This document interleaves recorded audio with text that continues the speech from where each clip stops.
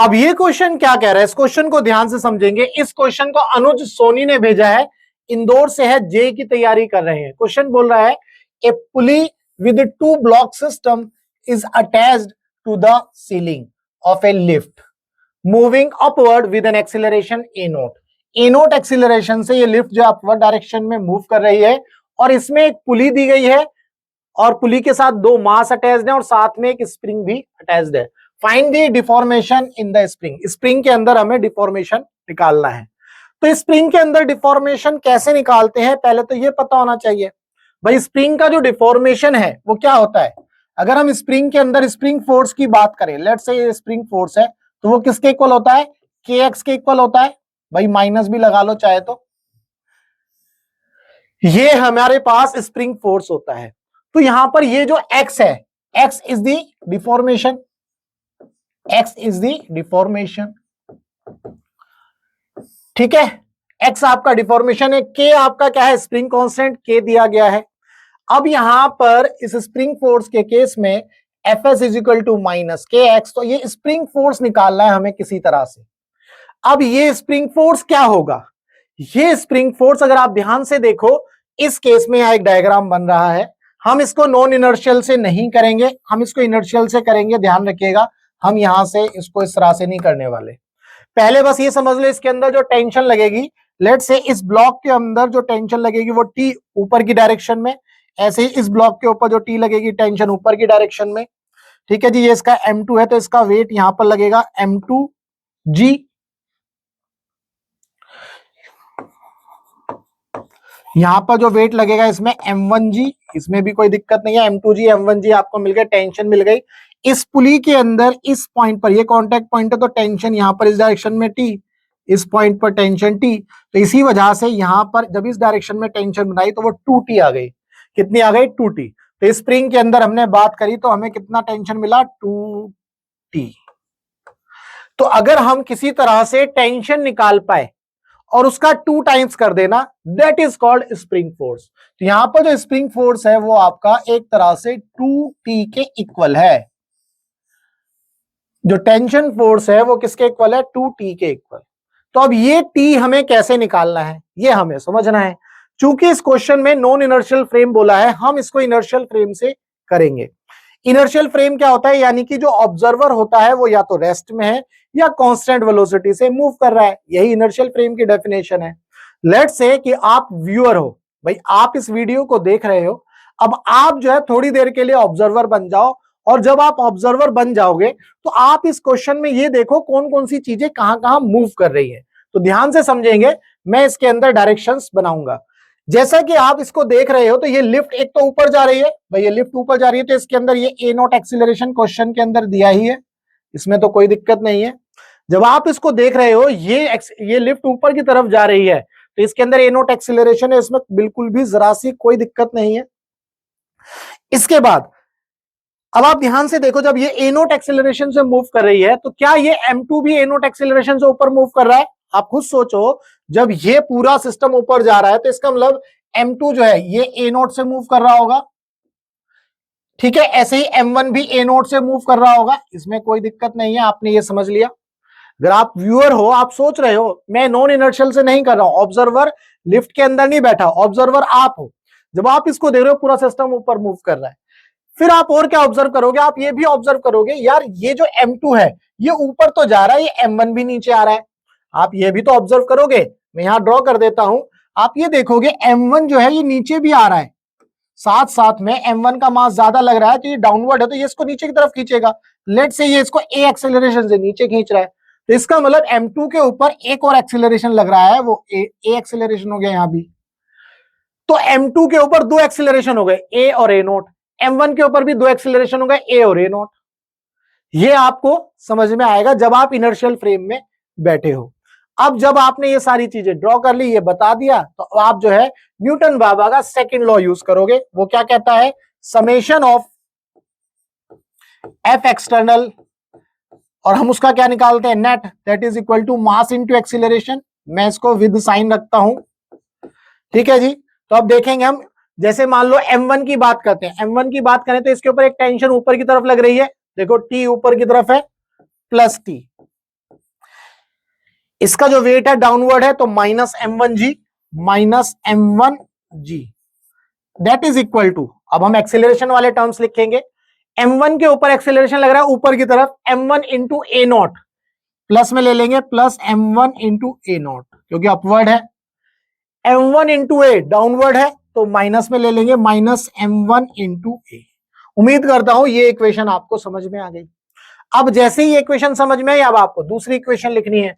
Second के लिए क्या इक्वेशन बनेगी, देखो टेंशन ऊपर की तरफ है, इसमें टेंशन ऊपर की तरफ, m2g नीचे की तरफ, तो again plus t minus m2g that is equal to, अब m2 की अगर हम बात करें तो m2 में a एक्सेलरेशन ऊपर और a नोट वाला भी एक्सेलरेशन ऊपर, तो क्या मैं ये लिख सकता हूं m2 a nought plus m2 a, ये मैं लिख सकता हूं।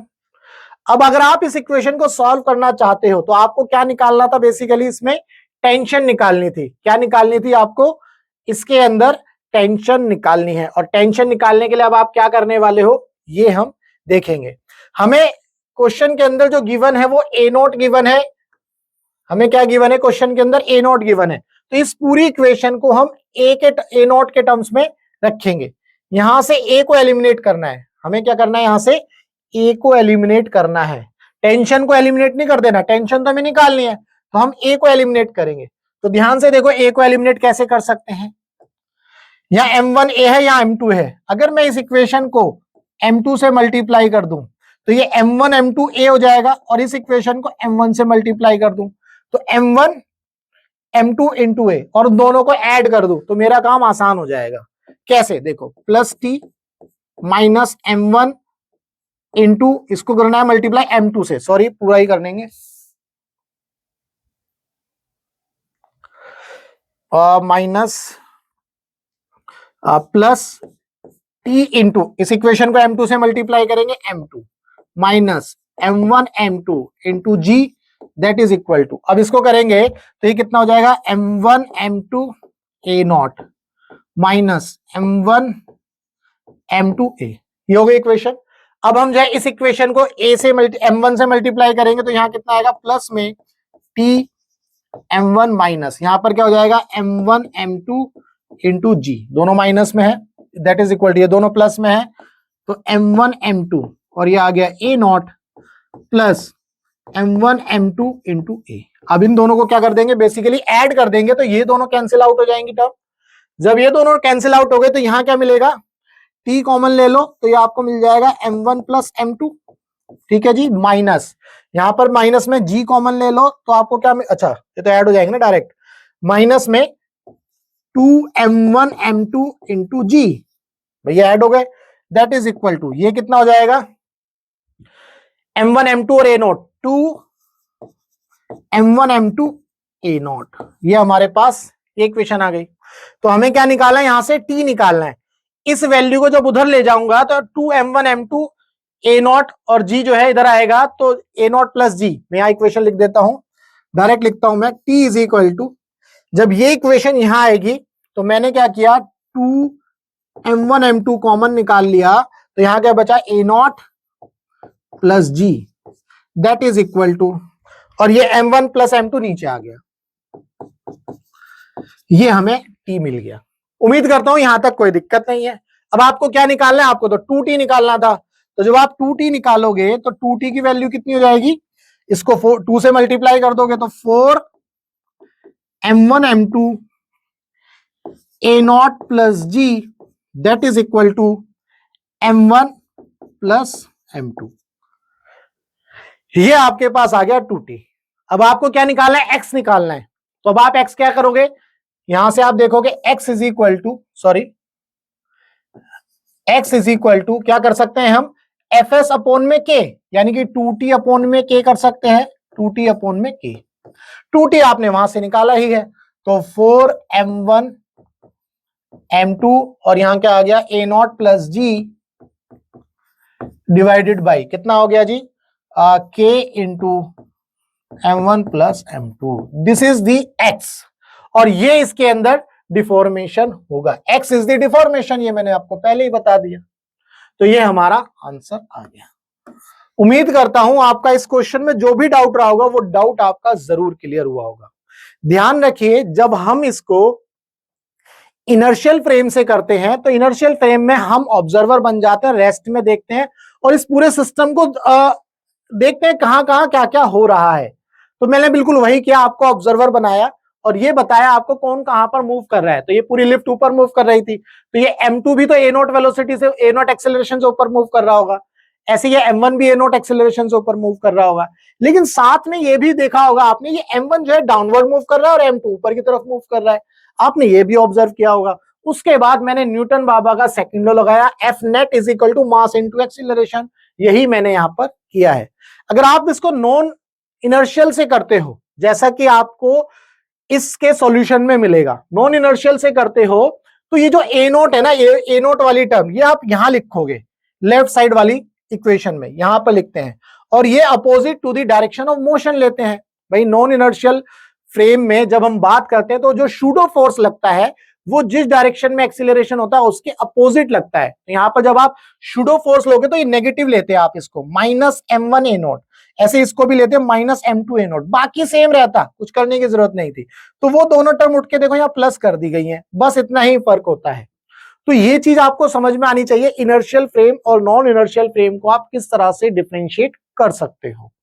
तो उम्मीद करता हूं आपको इस क्वेश्चन के अंदर जो भी डाउट आपका रहा होगा वो डाउट आपका जरूर क्लियर हुआ। अगर आपका फिजिक्स के अंदर कोई भी डाउट है तो आप इस नंबर पर व्हाट्सएप कर सकते हैं। हमारा मकसद है टीच फ्री फॉर इंडिया, यानी कि आप इंडिया के किसी भी कोचिंग सेंटर में पढ़ते हो, चाहे आकाश में, एलन में, PW में, फिटजी में, VMC में, कहीं भी, और आपका फिजिक्स के अंदर चाहे थ्योरी है या क्वेश्चन है, अगर डाउट है तो आपको करना क्या है, आपको अपना डाउट इस नंबर पर व्हाट्सएप करना है, हम आपके डाउट का बेस्ट वीडियो सॉल्यूशन आपको बना करके देंगे। तो चलिए मिलेंगे हम अपने नेक्स्ट डाउट।